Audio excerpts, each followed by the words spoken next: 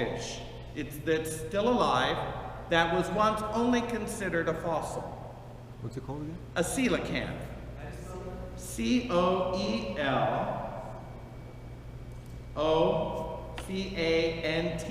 a coelacanth.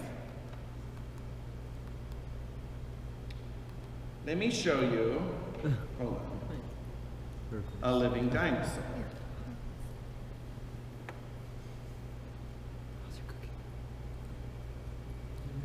Here they are. These are living fish that were once considered only fossils. They were only found in fossils. They look exactly like they did in their fossils. But found alive off the coast of Africa to this day. Let me see if I can find a fossil of this.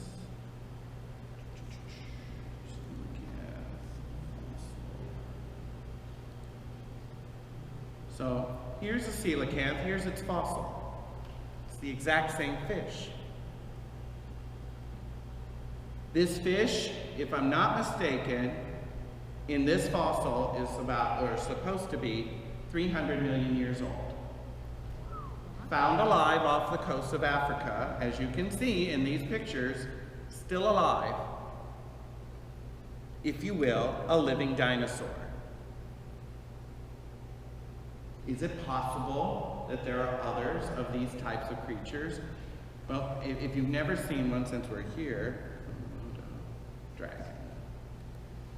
Here's a Komodo dragon. I mean, it's quite an enormous creature when you see it in real life.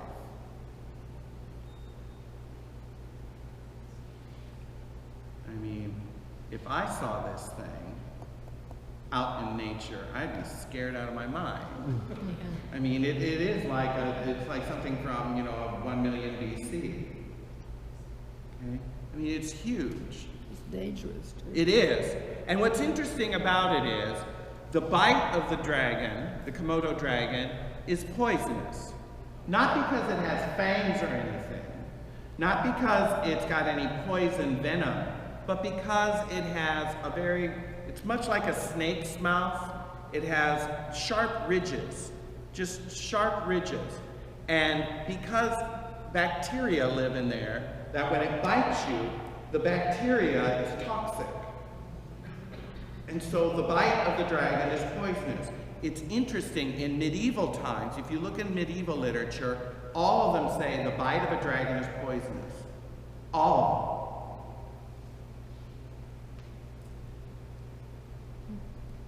And it's like, where did they get that idea that the bite of a dragon is poisonous? Is it just mythology? Or is it possible that it's based on these types of creatures that they once experienced? That got bit, got very sick, and then died. Even though the bite didn't look bad.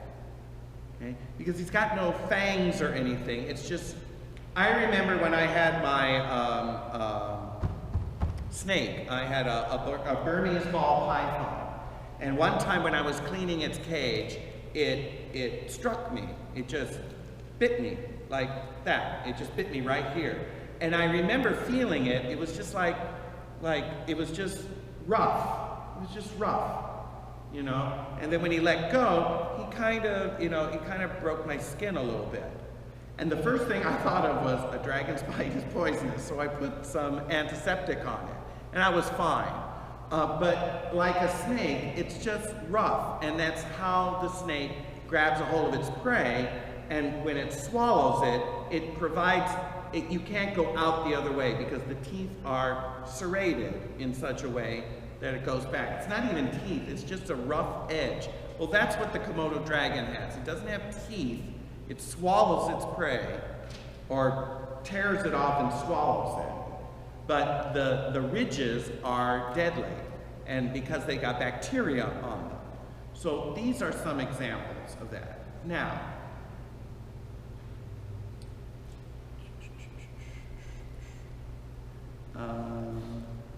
let's look at this.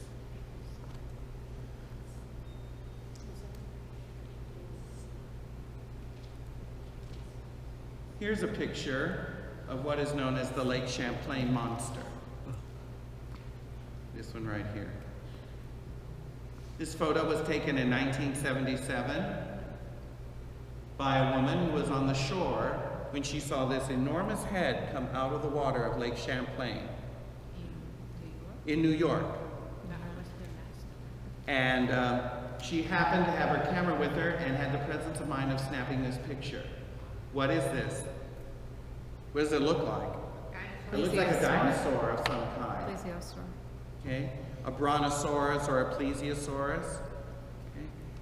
What I'm suggesting is that it's possible that some of these lake and river monsters that you hear about, like the Lake Champlain monster, or Ogopogo in Canada, or Nessie, you know, the Loch Ness monster, is it possible that these are leftovers of dinosaurs from that time?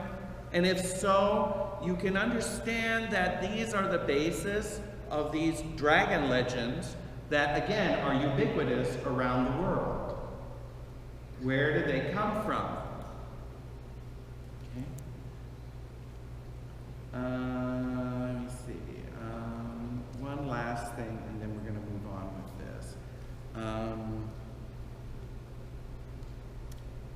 No, I think I'm done with that. So you can Google around and see all of these, what are called cryptids. These are unknown, undiscovered creatures that have people that have witnessed them. And whenever they witness them, they have this sense of, oh my gosh, this is like something from the prehistoric era that's here. Okay? And it seems like there's precedent for this, that these creatures are just living creatures that we just haven't found yet. And that it's possible that if they existed, then it's possible that they were on Noah's Ark, is what I'm suggesting. It's possible. Now, obviously, not all of them survived, and I think part of the reason they didn't survive is that people went on these like dragon quests to kill them, because they were scary creatures. But there's something. Let me see if I can find it.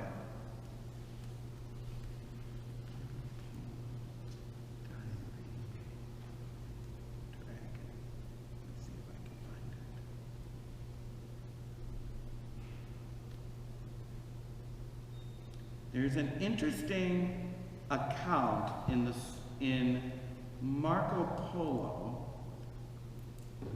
Yes, let's see if this is it. Yes, this is really very interesting. Marco Polo, as you know, was the great explorer that went to China. One of the things that he recorded in his book, The Travels of Marco Polo, is that he, and I don't want to read this. You can read this on your own. Do what I did. Just Google Marco Polo Diary Dragons. One of the things that he recorded is that when he went to the Emperor of China, he discovered that there were dragon keepers. That there was this, you know, like he had his horsemen being carried by the people that run the stables. Well, apparently the king was big in keeping these dragons that they had captured, and that they would be put on display every now and then as pushing the emperor's chariot through the city. Well, a lot of people look at this and they go, oh, he's just crazy. I don't know what he's talking about. Dragons, silly. But the way that he describes them and where they find these dragons to capture for the emperor and his chariot is interesting. He goes, where does it say here? They're seeing huge serpents, 10 paces in length, about 30 feet, and 10 spans of girth of body. And the forepart near the head, they have 2 short legs, 3 claws like those of a tiger, eyes larger than a 4-penny loaf, and are very glaring. Their jaws are wide enough to swallow a man. The teeth are large and sharp, and the whole appearance is so formidable that neither man nor any kind of animal can approach them without terror. Others are met of a smaller size, being 8, 6, or 5 paces long, and the following method is used for taking them. In the day, by reason of the great heat, they lurk in caverns at night, they issue to seek their food, and whatever beast they meet with they can hold of, whether tiger, wolf, or other, they devour. Now it's interesting the way that he is describing this as if this was a real creature. You notice that? He doesn't seem to be like saying, I'm making this up. You know what I'm saying? He's going, this is how they get these dragons. They find them in caves outside of the city, and they bring them in, and they basically corral them so that they can be used for the emperor's chariot. Sounds like a crocodile. It could, but it's a little bit bigger than that, I would say. And if it were a crocodile, he would have seen one of those. Why is he calling it a dragon? You know? Yes. And to have crocodiles pulling a chariot, I don't know if you've seen crocodiles. I mean, they just lie there, you know, and they don't do anything, you know? Komodo dragons, on the other hand, they move. I mean, what is Marco Polo describing? And why do they live in caves? If these were crocodiles, they would live in rivers or swamps. He says they live in caves. And let's see.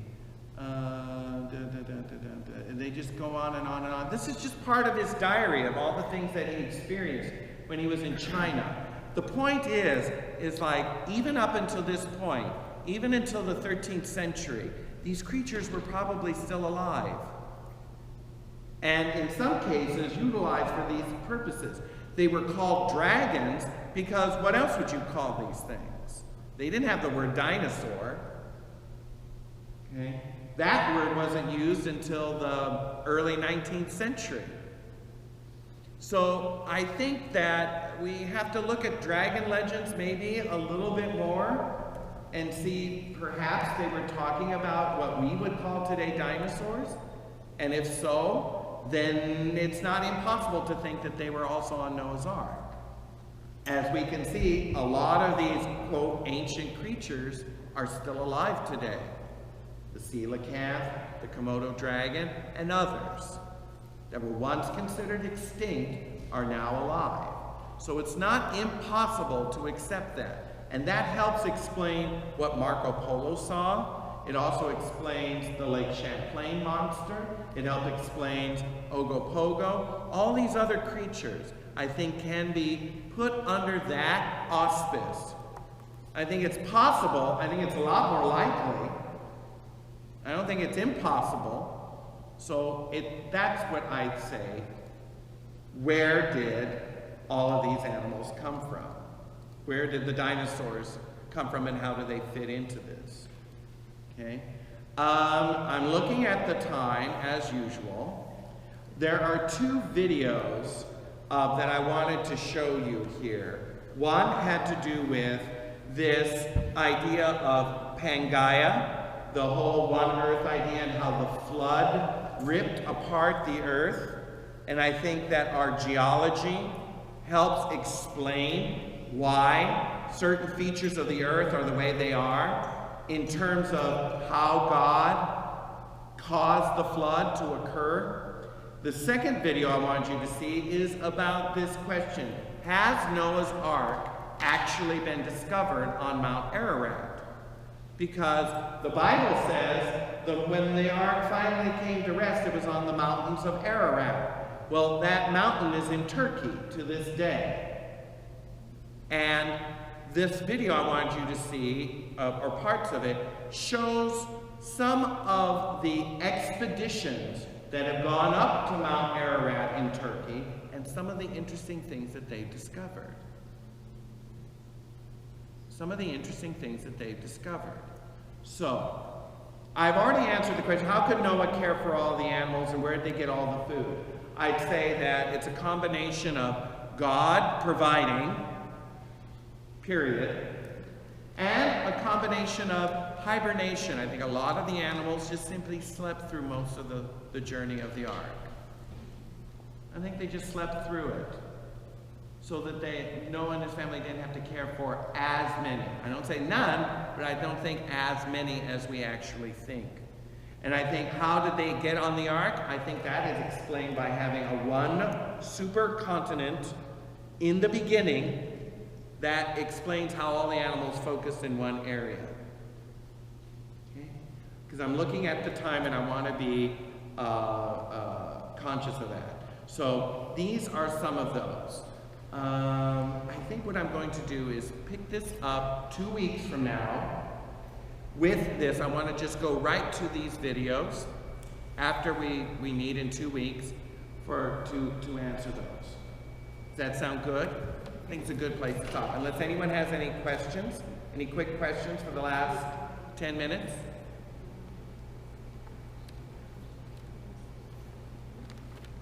Everyone good? All right. Well, may the Lord bless and keep you. May the Lord make his face shine upon you and grant you peace until we meet again. Thank you. You're welcome. Yes? February 11th, next Tuesday, is the feast day of Our Lady of Lourdes. Oh, excellent. I like that. Thank you. Oh, we're going to miss that, though. I know. Oh. Our Lady of Lourdes is my favorite apparition, by the way. So if you're on that Jeopardy game and the category is all about Chip, and one of the questions is, which apparition is our favorite? It's Our Lady of Lourdes. Coming up, February 11th. That's right, next week. We're going to miss it. But be sure to pray, 7 o'clock, Yes. your novena to the Holy Spirit.